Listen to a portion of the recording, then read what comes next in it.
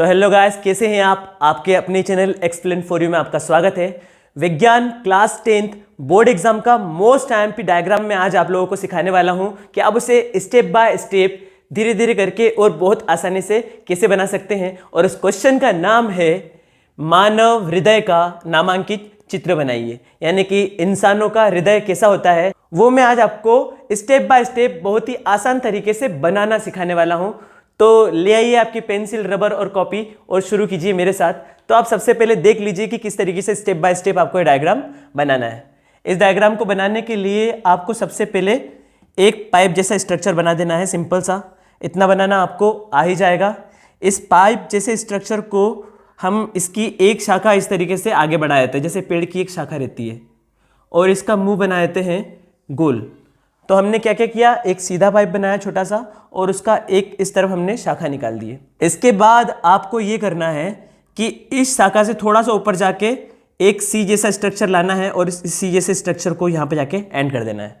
तो आपको अलग ही दिख रहा है, एक सी जैसा स्ट्रक्चर अपन ने बना दिया है। इसका हमको डबल लेयरिंग करना है। तो कैसे करेंगे, ठीक यहाँ से शुरू करते हुए हम इसी को कवर करते जाते हैं, और यहाँ पर आधे से ज़्यादा जब आप आ जाएंगे तो उसके बाद 3 छोटी छोटी गैप छोड़ना है। कैसे, यहाँ पर मैंने थोड़ी सी गैप छोड़ी और उस सी के आकार को आगे कंटिन्यू किया, फिर थोड़ी सी गैप छोड़ी, फिर सी के आकार को आगे कंटिन्यू किया, और फिर एक गैप छोड़ के उसको यहाँ पर मैंने कंप्लीट कर दिया।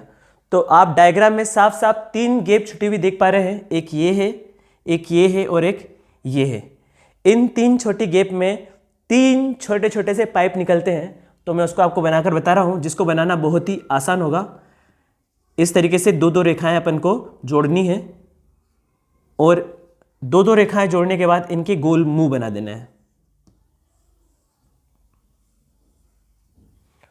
तो आई होप कि इतना डायग्राम आपको बनाना समझ में आ गया होगा स्टेप बाय स्टेप। इसके आगे की स्टेप ये होगी कि जो हमने शुरू में जो एक पाइप जैसा स्ट्रक्चर बनाया था, इसको एक्चुअल में वाई जैसा दिखना होता है। तो हमने वाई का इधर वाला हिस्सा बना दिया है, इधर वाला हिस्सा हम बनाते हैं। तो देखिए, इसको यहाँ से कंटिन्यू करते हैं और ऐसे एक भुजा इसकी यहाँ पर लाते हैं। अब ऐसा मान लेते हैं कि इसकी बाकी की भुजा इस गोल वाले स्ट्रक्चर के पीछे दब गई है। तो अगर वो पीछे से निकलेगी तो यहाँ से इस तरीके से निकलेगी, और इसी वाई की दूसरी भुजा पर निकालेंगे तो वो इस तरीके से पीछे से होते हुए यहाँ तक आ जाएगी। और अगर इसका भी गोल मुंह बना देते हैं तो अब आपको डायग्राम में साफ साफ दिख रहा है कि एक वाई आकार की नलिका भी दिख रही है, और इसके ऊपर से गोल घुमा हुआ पाइप भी दिख रहा है। इसके बाकी की स्टेप आपको बनाना है, तो आप इस नलिकाकार संरचना को थोड़ा सा नीचे तक लाइए, और ये जो गोल वाला स्ट्रक्चर बनाया था इसको भी नलिका के रूप में नीचे लाना है। तो यहाँ पर देखने में ऐसा लग रहा है कि जो आपको गुलेल वाली जो वाई आकार की नलिका रहती है, कुछ गुलेल की तरह दिख रहा है, और इसके ऊपर से जो है कुछ सांप जैसा लटकता हुआ आ रहा है। इधर से ऊपर से चढ़ा और उधर पीछे से होके निकल गया। तो इतना तो आपको बनाना आ ही जाएगा, क्योंकि आप वीडियो को बड़े ध्यान से देख रहे हैं। और यहाँ तक का वीडियो आपको अगर समझ में आया है और पसंद आ रहा है तो लाइक जरूर करें।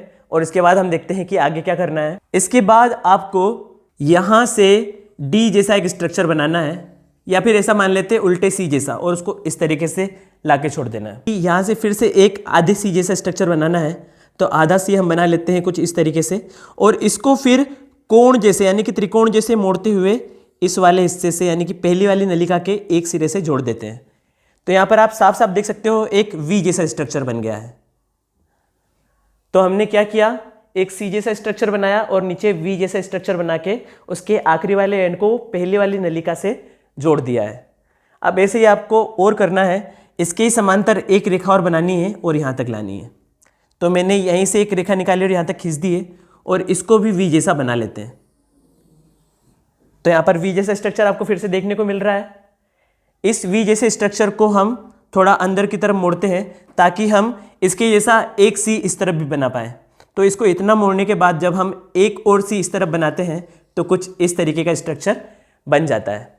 अब ये देखने में कुछ कुछ तितली के पंखों की तरह दिख रहा है, और जिस तरीके से आपने स्टेप बाय स्टेप सीखा है ये आपको बनाना आ ही जाएगा। ये डायग्राम जो है थोड़ा सा बड़ा बन रहा है, इसलिए मैंने आपके लिए कैमरे को थोड़ा सा पीछे खिसकाया है, ताकि आपको पूरा डायग्राम अच्छे से दिख पाए। अब इतना बना लेने के बाद आपको क्या करना है कि इसकी डबल लेयरिंग करना है। तो हम इसकी डबल लेयरिंग शुरू कर रहे हैं, और इसको इस तरीके से लाते हैं, और यहाँ पर जो थोड़ा सा खाज बना हुआ है यहाँ से हम इसको थोड़ा सा मोड़ेंगे भी, और ऐसे नीचे से ले आते हुए यहाँ पर आपको जो है एक त्रिकोणाकार आकृति बनानी है। ये देखो त्रिकोण जैसी गोल घूमी हुई, और यहाँ पर आके ये इतना हो जाएगा। इसको मैंने आधे में इसलिए रोक दिया है क्योंकि इसके नीचे से एक पाइप जैसी संरचना फिर निकलती है, तो हमने सीधी पाइप जैसी स्ट्रक्चर बना दिया है जो आपको डायग्राम में साफ साफ दिख रहा है। फिर इसको हम आगे कंटिन्यू कर सकते हैं। इसको इस तरीके से कंटिन्यू करके ले आते हैं, और जिस तरीके से एक पाइप नीचे की तरफ छोड़ा था वैसे ही एक पाइप का मुंह ऊपर की तरफ भी रहेगा। तो इसी को हम कंटिन्यू करके एक पाइप जैसा बनाते हैं और उसका गोल मुंह कर देते हैं। इसका ये वाला हिस्सा भी अधूरा दिख रहा है, तो इसको हम वहाँ आगे तक मिला देते हैं। ये मैंने डबल रेयरिंग करते हुए वहाँ तक मिला दिया है। तो आपका लगभग बेसिक डायग्राम जो है हार्ट का पूरा हो चुका है। इसके बाद की कुछ छोटी छोटी सी चीज़ें रह गई हैं जो आपको सीखना है। मैं बता देता हूँ कि क्या करना है। हार्ट में भी कपाट पाए जाते हैं, तो मैं आपको कपाट बनाना सिखाता हूँ।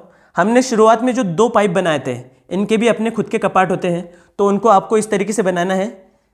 एक नाखून जैसा स्ट्रक्चर इस तरीके से, और उसके सामने एक और नाखून जैसा स्ट्रक्चर ऐसा। मैंने आपको अलग से बनाकर बता दिया है, ऐसे कुछ वहाँ पर बना के दिखाना है। ये मैं मिटा देता हूँ। ये एक नाखून जैसा स्ट्रक्चर ऐसा, और उसी से जुड़ा हुआ दूसरा नाखून जैसा स्ट्रक्चर। ऐसे ही अगले पाइप के साथ भी करना है। तो यहाँ पर भी हम करते हैं एक नाखून जैसा स्ट्रक्चर और उससे जुड़ा हुआ दूसरा नाखून जैसा स्ट्रक्चर।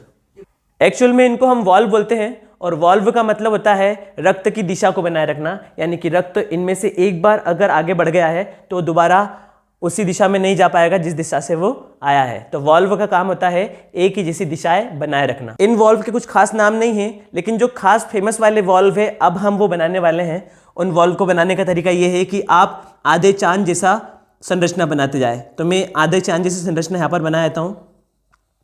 जैसे कि आपने चंद्रमा बना के अगर उसको उल्टा कर दिया तो वो कुछ इस तरीके से दिखेगा।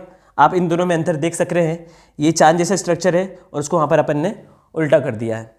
वैसा ही इस तरफ से भी हम अर्धचंद्राकार आकृति बना देते हैं। अब ये एक्चुअल में आपको एक वॉल्व की तरह दिख रहा है। आप समझिए अगर इस तरफ से रक्त इसमें आता है तो इन दोनों को अलग हटा के नीचे तो आ जाएगा, लेकिन इनको वापस से अलग हटाकर ऊपर नहीं जा पाएगा।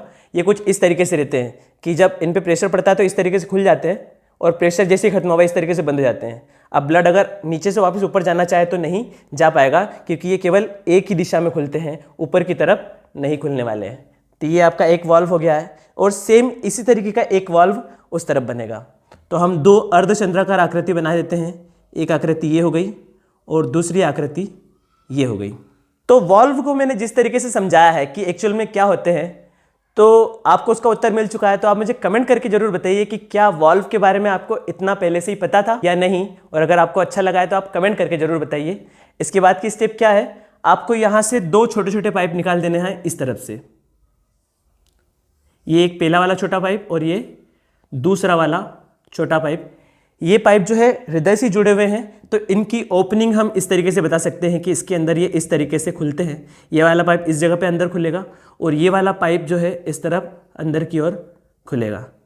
आपने वीडियो में गौर किया होगा कि मैं बार बार आपको पाइप बोल रहा हूँ, तो एक्चुअल में हमारे शरीर में पाइप तो नहीं होता है, ये नलिकाकार संरचना है। और आपको अच्छे से समझ में आ जाए, डायग्राम आपको याद हो जाए, तो आपकी सुविधा के लिए मैं इनको बार बार पाइप बोल रहा हूँ, लेकिन इनका अपना ही एक वैज्ञानिक नाम भी होता है, जो मैं आपको वीडियो के अगले भाग में, यानी कि इसी वीडियो के आगे के पार्ट में बताने वाला हूँ। इसके बाद एक नलिकाकार संरचना आपको यहाँ पर भी बना देनी है छोटी सी, और उसका गोल मुंह बना देना है। तो आपका हार्ट का डायग्राम पूरी तरीके से तैयार हो गया है। अब यहाँ पर ब्लड की क्या दिशा रहती है आपको ये बनाना है। सबसे पहले ब्लड जो है इस वाले हिस्से में आता है, और इससे नीचे की तरफ जाके यहाँ से इस तरह वाले हिस्से में आता है। तो एरो यानी कि तीर का निशान यहाँ से इस तरीके से बनेगा। इस तरफ से भी ऐसा ही होता है। सबसे पहले इस हिस्से में रक्त आता है ब्लड, और वहाँ से होते हुए इस दिशा में आ जाता है। ये तो आपका बेसिक डायग्राम है जो आपको बहुत अच्छे नंबर दिला सकता है, लेकिन हल्की सी हम इसमें जो क्रिएटिविटी करने वाले हैं, जिससे आपका डायग्राम बहुत ही सुंदर और बहुत ही आसान तरीके से आप इसको अट्रैक्टिव बना सकते हैं। तो इस डायग्राम को अट्रैक्टिव बनाने के लिए आपने जितनी भी नलिकाकार संरचनाओं के मुंह बनाए हैं, इनके बीच में गोल और लंबा वाला डॉट बना देना इस तरीके से। देखिए मैंने इस नलिकाकार संरचना के बीच में गोल लंबा डॉट बनाया, तो अब ये देखने में ऐसा लग रहा है कि इस नलिकाकार का मुंह अच्छे से खुला हुआ है। तो आप इसी तरीके के डॉट हर एक ओपनिंग में बना दीजिए। तो आप डायग्राम में सारे पाइप की ओपनिंग यानी कि इनके मुंह की तरफ देख सकते हैं, वो एकदम 3D की तरह खुले खुले दिख रहे हैं। अब इसके बाद मैं आपको 2 चीज़ें और बताने वाला हूं कि जो नलिकाकार संरचनाएं हैं, इनके ऊपर आप थोड़ा सा स्केच आर्टिस्ट की तरह थोड़ा सा इस तरीके से लाइनिंग कर सकते हैं। इससे ये बहुत ही उभार और आकर्षित दिखने लग जाते हैं। अगर आपको आ जाए तो बहुत अच्छी बात है, और इसे करना जरूरी भी नहीं है। जो स्टूडेंट डायग्राम अच्छी तरीके से बनाना चाहते हैं वो इस तरीके से कर सकते हैं। तो देखिए, इतना करने पर डायग्राम में बहुत ही उठाव आने लग गया है। अब इसके लास्ट स्टेप आपको बताता हूँ। आप पेंसिल को हल्की तरीके से फेरना अच्छे से जानते हैं, तो इसके अंदर वाले हिस्सों को आप पेंसिल से हल्का हल्का काला कर दीजिएगा, पूरा इस तरीके से।